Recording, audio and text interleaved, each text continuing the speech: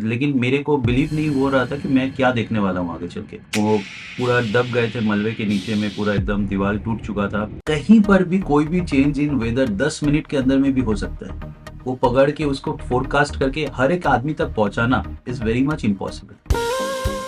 This is Erudition India podcast, where academic wisdom and pop culture coincides.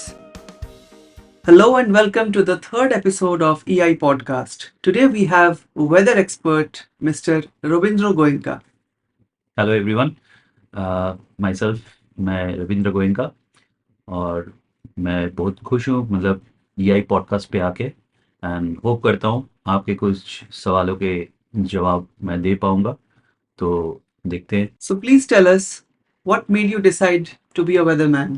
Something that awkward very early in my life. जब मैं school में था तो one fine morning मैं सुबह में निकला और उस टाइम में एक बहुत बड़ा तूफान आया। सो वो तूफान बोल सकते हैं कि मेरा पूरा चीज़ों को मतलब इतना डिस्ट्रक्शन किया, सब कुछ किया, लेकिन मेरे को बिलीव नहीं हो रहा था कि मैं क्या देखने वाला हूँ आगे चल के।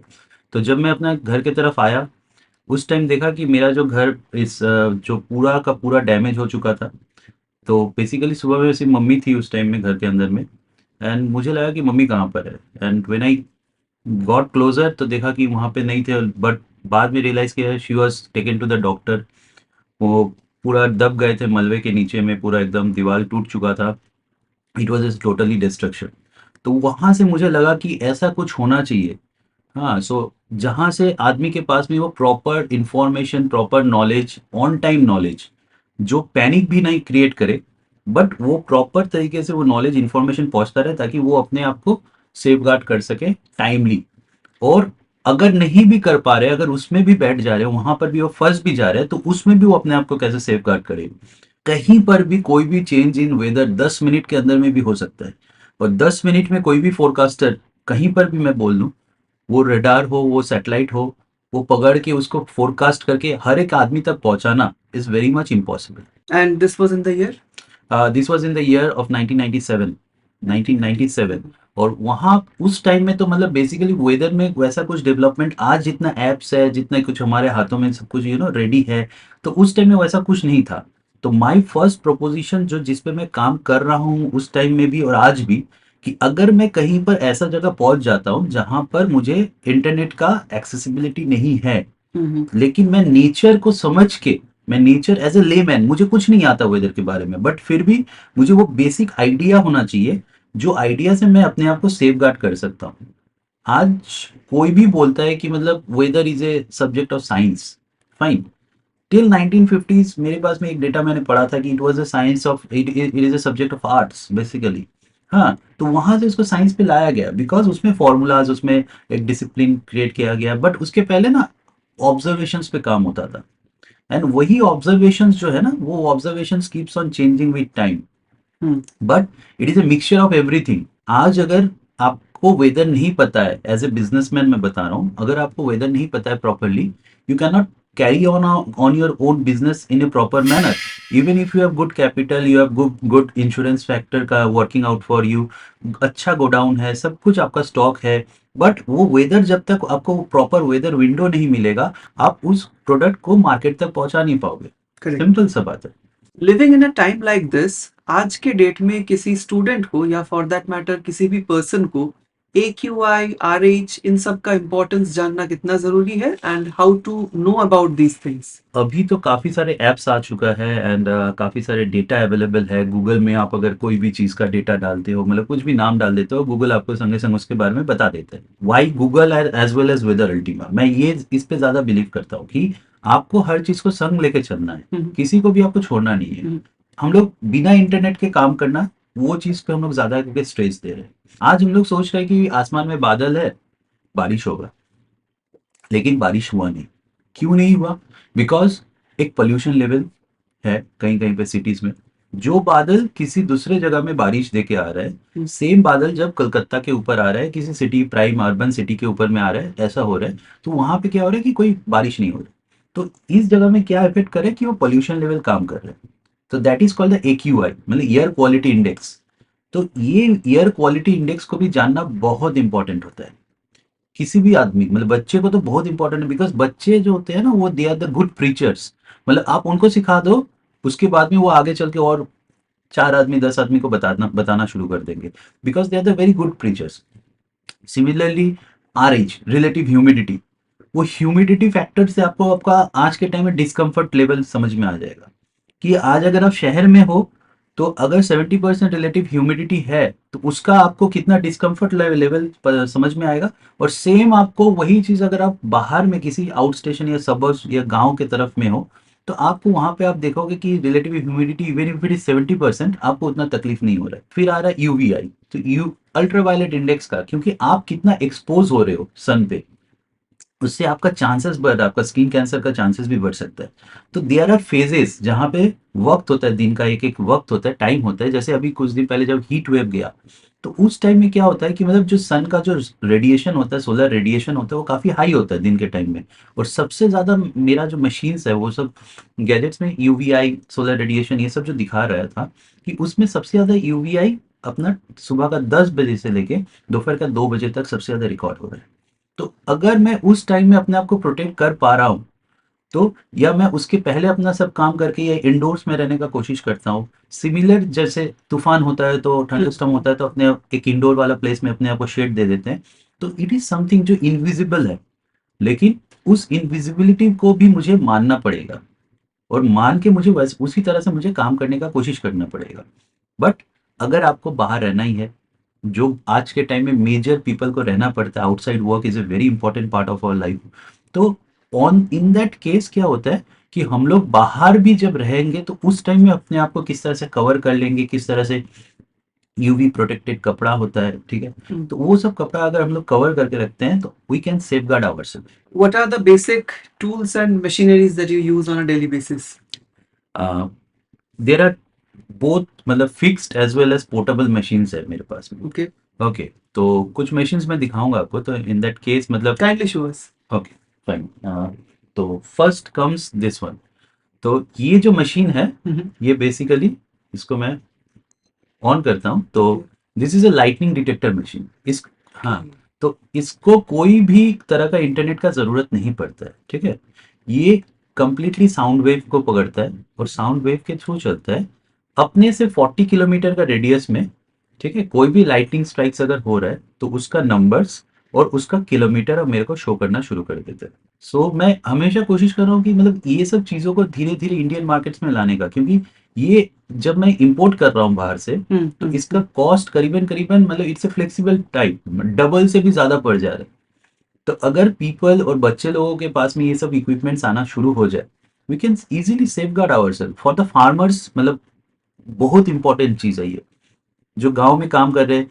रोज हम लोग के पास में खबर आता है, हम लोग बोलते रहते हैं कि आप जब थंडर स्टॉर्म आपको सुनाई दे रहा है आप शेड में चले जाओ, लेकिन होता नहीं है। काफी खुले जगह पे बहुत आदमी लोग रह जाते हैं, गाय रहते हैं, उनको लेके लौटते लौटते उनको वो थंडर स्टॉर्म के चपेट में आ जाते हैं। यहाँ पर ये सब जो मशीन है, आप गांव के जो पंचायत हो या कोई भी हो, अगर वो हमारा जो गवर्नमेंट है अगर ये सब चीजों को इजीली अवेलेबल कर दे तो they can easily save themselves. क्योंकि ये जब भी सुनेगा ये बीप करना शुरू कर देगा। अगर मैं पकड़ता हूँ कि 20 किलोमीटर पहले से भी अगर बीपिंग शुरू हो जाता है, so we have a good point of time कि हम लोग अपने आप को सेव कर सकते हैं। नेक्स्ट मशीन है, एनिमोमीटर है एक। ये रहा, ये एनिमोमीटर एक तरह का, ठीक है।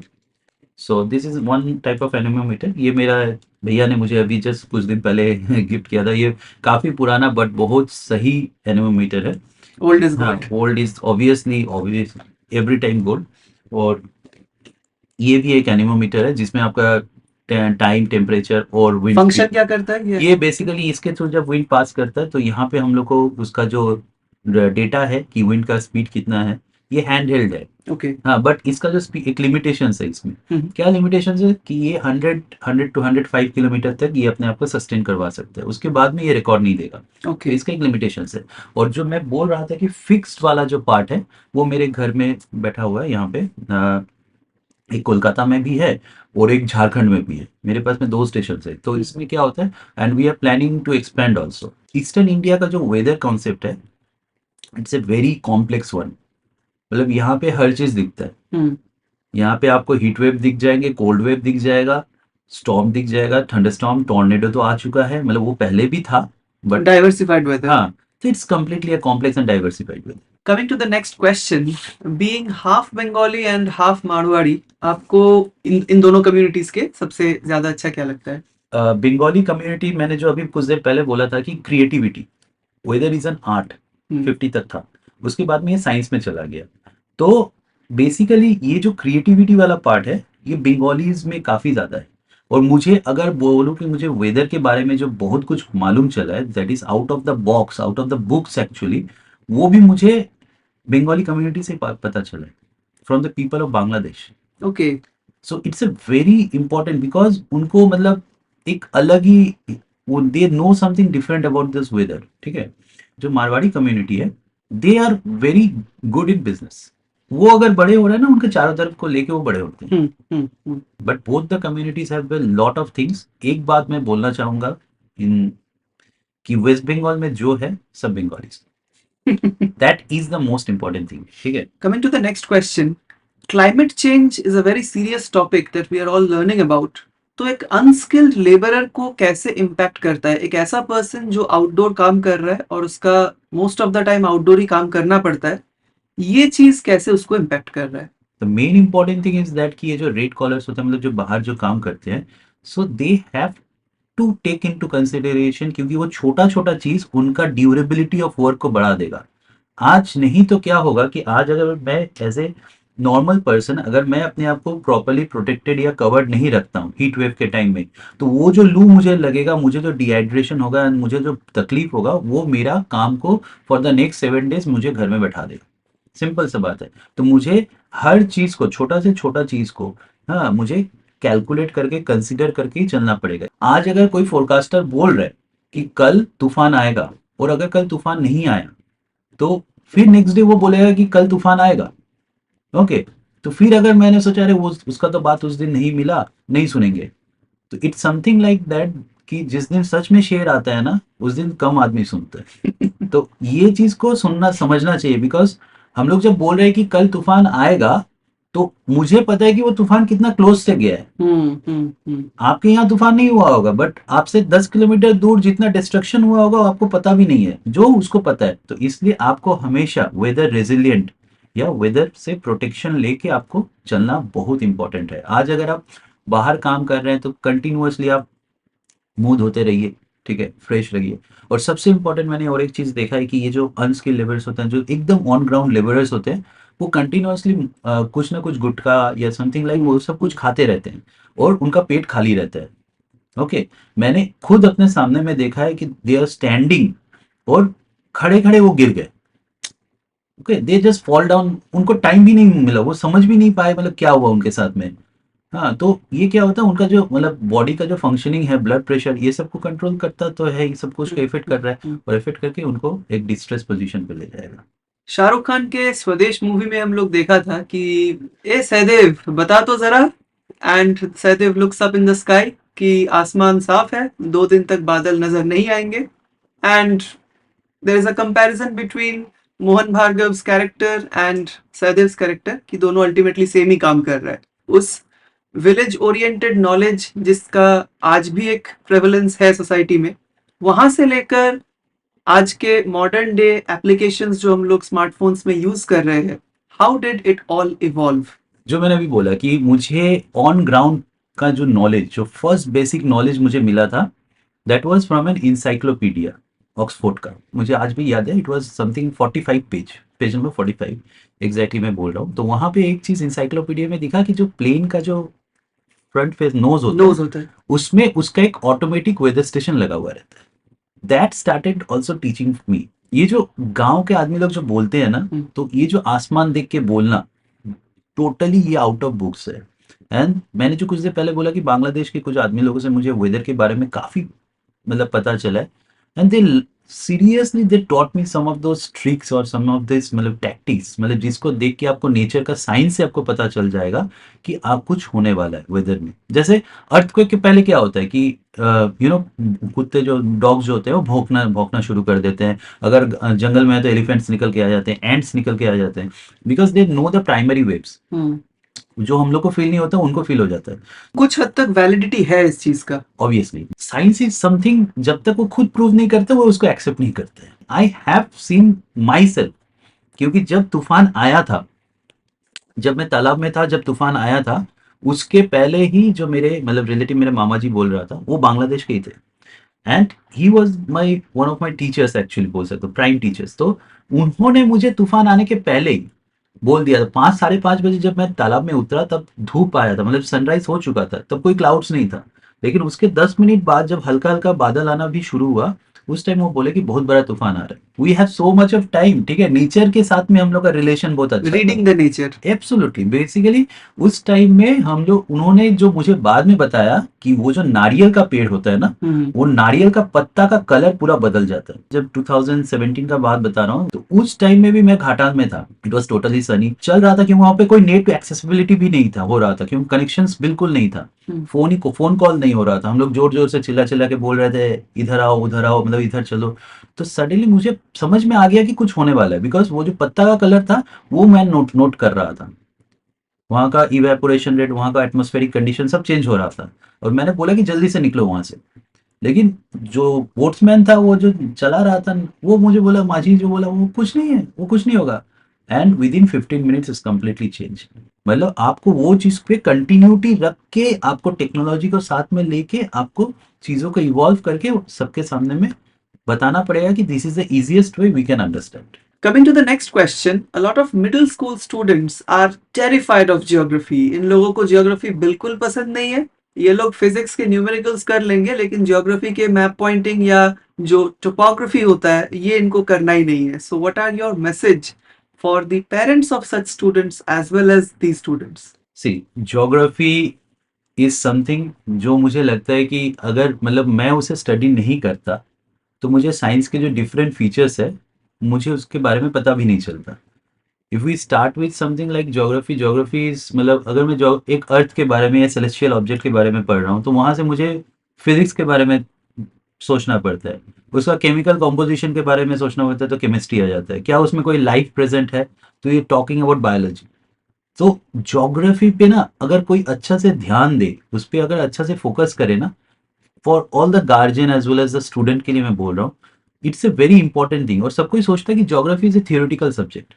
Basically geography is not a theoretical subject, it is the most practical subject. It is something very similar to a PT. मैं अगर एक छोटा सा एग्जांपल मैं अभी देता हूँ कि आज मुझे फिजिकल फीचर्स ऑफ इंडिया के बारे में पढ़ना है, ठीक है। देर आर से सपोज 6 फिजिकल फीचर्स है। क्या क्या है? हिमालयस, नॉर्दर्न माउंटेन्स, फिर आता है नॉर्दर्न प्लेन्स, फिर आता है आपका डिकन प्लेटू या पेनिनसुलर प्लेटू, उसमें 2 साइड है, ईस्टर्न घाट वेस्टर्न घाट। थार डेजर्ट है, अंडमान निकोबार आइलैंड्स है। मैं आपको बताता हूँ कि मैं छोटा से, हर एक इंसान इंडिया में जो रहता है वो हर रोज उठ के अब वो सब चीज को एक बार में देखता है, और एक बार नहीं, दिन में कई बार देखता है। अब बोलोगे कैसे? कैसे? हर एक मैप का जो टॉप होता है वो क्या होता है? नॉर्थ होता है। नॉर्थ होता है। अब मैं दिखाता हूँ, ये जो मेरा चेहरा है, हाँ, ये मेरा नॉर्थ है, ये मेरा बन गया हिमालयस। देखो, ओके। तो दिस इज तिब्बत। तिब्बत का जो साइड है वो प्लेटू है, राइट। तो हम्म। इसलिए पूरा डाउन नहीं जा रहा है, जबकि जो सदर्न फेस है हिमालय का वो स्टीप है, नीचे आ गया। ये इतना फर्टाइल है कि इतना ग्रोथ दे रहा है, तो ये नॉर्दर्न प्लेन है। ग्रेट। हाँ, तो इसके बाद में ये जो पोर्शन है, ये देखिए ब्रोकन है। तो this is my eastern Ghat. Eastern Ghat is completely broken. ये है मेरा वेस्टर्न घाट, कंटिन्यूअस है। बीच का जो एरिया है ये मेरा प्लेटू है। प्लेटू में क्या मिलता है? मिनरल्स मिलता है। देखो, कैल्शियम है, मिनरल्स है। आप चीज को देखो, मैं आपको कैरेक्टरिस्टिक समझाता हूँ। ये जो मेरा नॉस्ट्रिल का देखो, जब सर्दी लगता है तो यहीं से पानी आता है, तो ये मेरे रिवर्स का सोर्स है, ये हिमालय। Fine, wonderful. और उसके बाद में यहाँ का थोड़ा थोड़ा जो कोस्टल प्लेन है, ये कोस्टल प्लेन है। यहाँ पे जाके गड्ढा, मतलब कि मेरे सीज है, वाटर बॉडीज है, और फिर ये आइलैंड बन जाते हैं। और जो मेरा जो वेस्टर्न साइड, ये जो मेरा नॉर्थ अगर ये है, तो मेरा आपका नॉर्थ वेस्टर्न साइड ये होगा। तो ये जो देखो एकदम ड्राई रहता है, यहाँ पे कुछ ग्रोथ नहीं है, तो ये मेरा थर्ड डेजर्ट है। तो अगर आपको पढ़ना है, these are all those things जो मैंने डे आफ्टर डे सोच सोच के डेवलप किया है।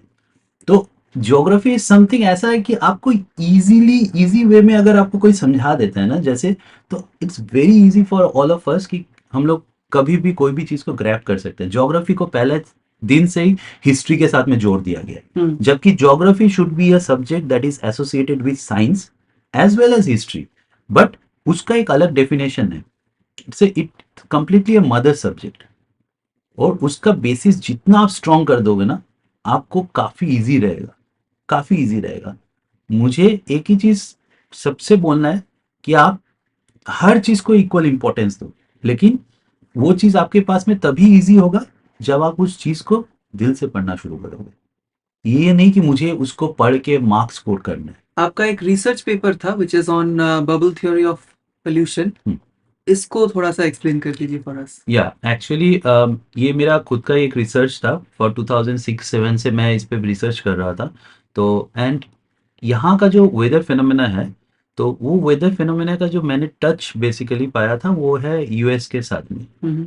यूएस का जो मैप का जो सिनेरियोज है, मैंने फ्लोरिडा एंड मिसिसिपी, ये सब जो रीजन का जो मतलब स्टेटस था, या उस जगह पे जो साइक्लोन्स होते थे, हरिकेन्स होते थे, जो मैं उसी टाइम से मैंने फोरकास्ट कर लिया था कि मेरे यहाँ का भी जो मैप का सिनेरियो है, एटमॉस्फेरिक कंडीशंस है, लैंडफॉर्म्स है, they are almost similar. Current बोलिए, वार्म वाटर ओशन करंट्स बोलिए, तो मैंने देखा कि there is a similarity the between this weather and the weather of USA. Basically USA is a teacher of what is going to happen, और वही हो रहा है। मैं 6-7 से बोलते हुए आ रहा था कि ये सब जगह में जैसे टॉर्नेडोज होता है, ये सब जगह में जैसे साइक्लोन्स होता है, जिस जो स्पीड होगा वो हमारे यहाँ पे 12 से 15 साल बाद होगा। And we have Fani Amphan we have over here, और अभी टॉर्नेडोज भी दिख रहे हैं। तो सिमिलरली क्या हुआ था, ये जो पोल्यूशन बबल थ्योरी था, it was a culmination of something कि जब मैंने देखा कि काफी तूफान जो अभी जो कालबैसाखी सीजन या नॉर्थ वेस्टर सीजन में आता था, पहले के टाइम में जो होता था कि जितने भी तूफान आते थे, वो तूफान नॉर्मली हमारे यहाँ एंटर करते थे।